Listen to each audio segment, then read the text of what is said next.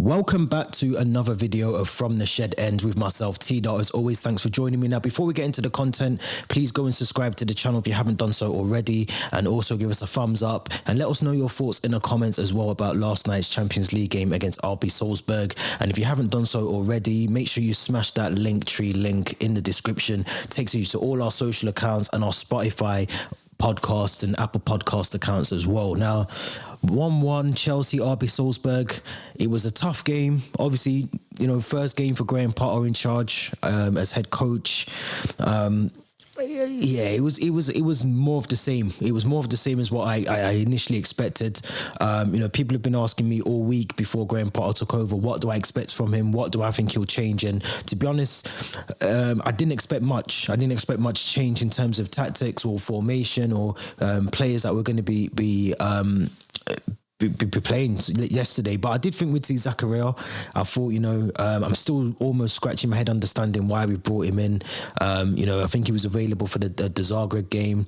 And also last night, he hasn't played. So, struggling with that one. In terms of the lineup itself, obviously we knew Kepa was going to be in goal, first of all as well. One of the things that did sort of raised an alarm with me, I suppose, was the fact that we had Thiago Silva and Cesar Spilicueta acting as centre-backs, which, no disrespect to them, but they're both, the wrong side of their football career, so we say, at the moment. So I was very surprised to see both of them. We got to see almost a hybrid back four, three centre-backs with the two wing-backs at some point. I feel like Marco Correa was almost playing as that third centre-back on the left side, which I said was an option in the match preview. aheemSterling was almost playing as a winger or a left wing-back, if you want to call it that. It was a very sort of strange role for aheemSterling, but it did work, which was really good. It was really effective to see him almost hugging the touchline for most of the game, created a lot of space, 1v1 with the fullback for Salzburg as well, which led to him getting a goal in eventually as well. But just in terms of the squad overall, I thought it was much of the same. I mean, it was a bit of a strange decision from Potter to leave Wesley Fofana and also Koulibaly on the bench when you've clearly got two centre-backs there that are, Wesley Fofana is a really good defender. We know what he can do. And Koulibaly, again, has that Champions League experience. So I did question the fact that you've got two players over the age of 30. I spoke about Cesar Spilicueta, which we'll get onto a bit more shortly on here. I do feel that he's definitely finished as a right back, and even last night you got to see there was times when he just didn't look like his legs are gone. His legs are completely gone. So I was surprised to see him in the team. I was impressed with Mason Mount. I thought Mason Mount done really well. The link-up play between him and Reece James on the right-hand side was really good. The build-up play was good as well. And I think it was good to see him and Kovacic as the number 8s. And obviously, Jorginho is almost that holding, the DM that we kind of needed in that team yesterday, which is also what I said in the match preview. If we have those two midfielders, which I thought was going to be Zakaria, but it ended up being Jorginho in that role, who had a brilliant game, Jorginho as well. It's just more of the same. We just don't take the chances. We create chances. At times we're afraid to shoot. I think there was an opportunity for Reece James in the first half to take a shot. Didn't take it. Aubameyang's taking half chances, or he's skying them over the bar, and you have to give Aubameyang a bit of slack. Because he's obviously looks very out of. His fitness levels just don't look like they're there at the moment. And obviously he's had a lot going on over the last couple of weeks. I do feel, and I said this in the preview, I do feel that, the likes of Kai Havertz, again, didn't have the best of games. I still think there's a lot more from him. But in terms of Havertz, Sterling and Aubameyang, I think that is our best front three or our best attacking options at the moment anyway. I just think something isn't clicking with those three at the front, or the two attackers that it looked like it was Kai Havertz and Patrick Aubameyang. But I'm going to give him, you got to give players like Aubameyang time. We have to give Graham Potter the same amount of time as well. He's only a week into the job, and you think that he's already played a Champions League game already. So I think we've got to give these players time now, and I think yes, watching those games like last night is difficult because you want to see your team win, or they go 1-0 up. You want to see them try and get a second goal, or just see the game out at 1-0, which I thought they would do. I thought we were capable of doing that, but you have to look at some of the subs as well. I was a bit surprised to still see, Azpilicueta play as much time that he did as well. The likes of Kovacic, who I thought was arguably our best midfielder at the time when he came off. aheemSterling came off, I think, for Christian Pulisic, and Hakim Ziyech comes on. It was just it just seemed a bit mismatched, and again, not to point the finger at anyone.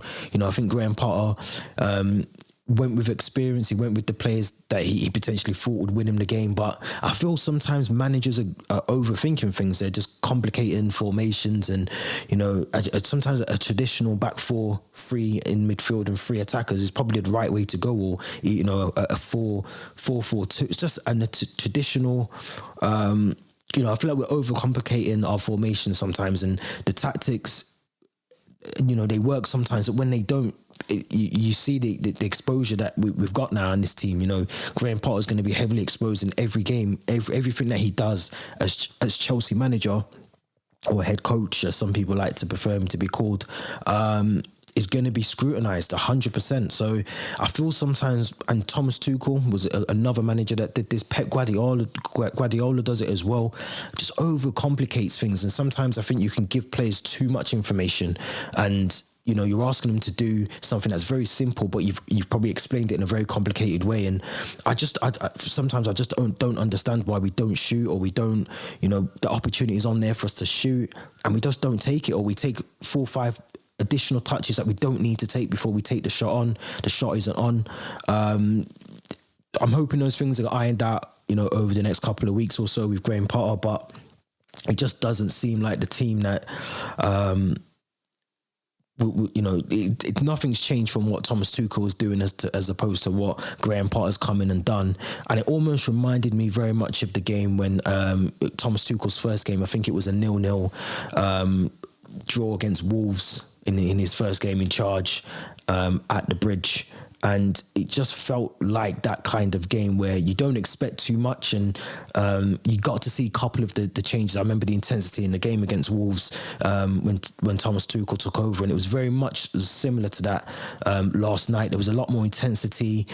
Even at 1-1, there seemed to be a bit more urgency from the players to try and get that second goal. I thought Brozier coming on, he done really well. Again, another one who had chances to score, especially in the late into the game. I think perfect chance to finish the game and make it 2-1, and I think he skies it over the bar. But I mean, it's early days in the season still. It's early days in the Champions League. There's still a lot of football to play. I think one of the massive problems is we've got AC Milan back-to-back in between. I think it's Wolves sandwiched in between that game. We don't play another Premier League game now until the 1st of October, which is against Crystal Palace. So there's a lot of time before and after the international break for Graham Potter to try and get as much out of this squad as possible. If I'm going to be 110% honest, I have almost written off this season. Yes, it's only 6 games into the Premier League and 2 games into the Champions League, but I just look at this squad and we're creating so many chances. I mean, we had 17 shots, 4 of them was on target. We just not taking the chances, and if that tells you anything, we're doing everything right in all the other parts of the team, apart from when we can try and score. 17. I mean, that's just crazy. 17 shots, and Salzburg had 4 shots in total, and 3 were on target. So it tells you the difference. They only had 28% possession of the ball. So it tells you that they done well with the possession that they did have, and they took their goal really well. I thought it was a good goal. Initially from aheemSterling, I thought that, as I said, the link-up play with Mason Mount, Reece James down that right-hand side, and all night aheemSterling was making those runs into the box perfectly as well.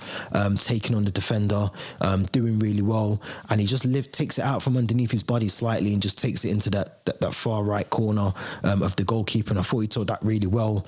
And I think at that moment is when I think potentially you bring on Wesley Fofana, you bring on Koulibaly, maybe for Azpilicueta, or you just try and see the game out. You try and get that second goal, and I think that's where we're coming stuck at the moment as Chelsea fans. But credit to Salzburg. I did say in another match review elsewhere. That they're top of the Austrian Bundesliga for a reason. I think they've won 7 games this season so far.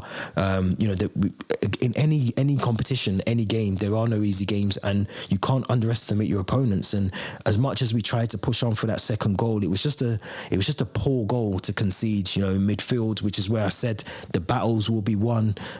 It was just very much of the same. We allowed Salzburg to play the ball through midfield. Thiago Silva, who I thought had a brilliant game, but at times you can tell that I think it's today that it's his 38th birthday. He actually played like he was 38 years old yesterday, and that's not a discredit to him. The fact that he's still playing at that level is definitely a credit to him, but it's showing. You look at he's going down, with cramps, or he's he just looked old. Respectfully, he just looked really old yesterday. And I think at that point when the ball's in the corner, defender's not the attacker's not really going anywhere, or the winger wasn't really going anywhere. But he goes to ground, and I think you don't have to go to ground at that point. Just stand him up and allow him to try and take you on. He wasn't running towards goal. If I remember, I think he was almost near the corner flag. If anything, just stand him up, hold your ground, and just allow him to take you on. So I think him going to ground made it a lot more easier for the cross to come in. Obviously, Azpilicueta, for me, in my opinion, should be doing a lot better. And again, it goes back to what I've said on here before. He's a brilliant player for the past 10 years that he's been at the club. I just think at the moment, he's at that level where he should be coming on for cup games. Lower league teams where we played in the FA Cup or the Carabao Cup, those should be his games now, and I think we need to manage his time a bit more wisely. The fact that we've got Cucurella playing at left centre back, that should just allow you to play Wesley Fofana and Koulibaly as your other 2 centre backs. So he could have done more for the goal, in my opinion. Azpilicueta, so should Kepa. I mean, again, had a decent enough game, but I think in terms of that goal, he could potentially do better to save it as well. So I think it was just a catalogue of errors for their goal for Salzburg. But overall, I think could have been worse for Graham Potter, if we're being honest. As I just said, Salzburg had 4 shots in total. 3 of them was on target. But, they could have got some more goals out of that, and you do have to worry in terms of where we're going to get these goals from. We need to hope that Patrick Aubameyang clicks with the other attacking options in Havertz and Sterling. I thought Hakim Ziyech when he came on, I have to mention this, but he was just awful. And this is the second game now that I've watched with Hakim Ziyech in the space of a week or so, and he's just been awful. I mean, I don't know whether it's a mentality thing or just can't be bothered mentality. I don't know, but he was awful, and he came on. He didn't really do anything. Wasn't really effective. Almost a redundant substitution from Potter. But we need these players need to step up. Seriously, they need to step up. Like I just said before, I've almost written off this season in terms of domestically in Europe. At best, we might get into the Europa League.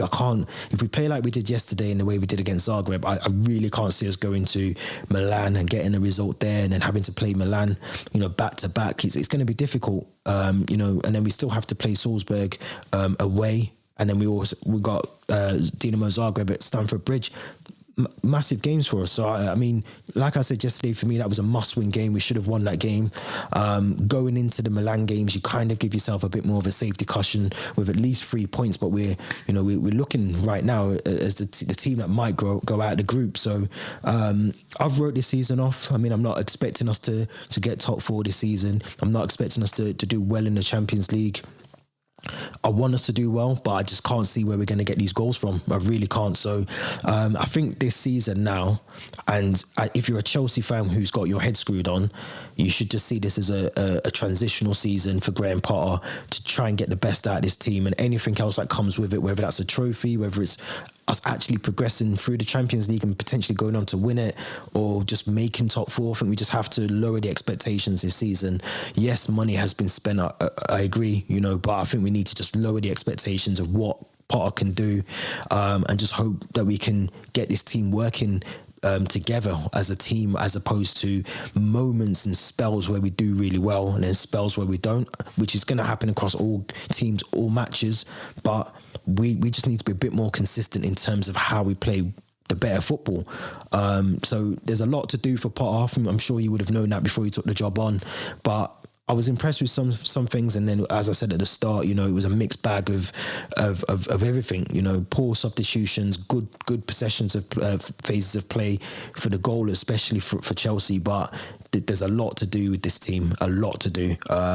In a way, it's probably good that we've got this break coming up. It just resets everything completely. But in the second breath as well, when you have a performance like that, you just want to go back out and put it right. You know, put some of those wrongs right. So we'll have to see what happens. As I said, our next game, I think, is October the 1st, Crystal Palace. Then we have the AC Milan game straight after.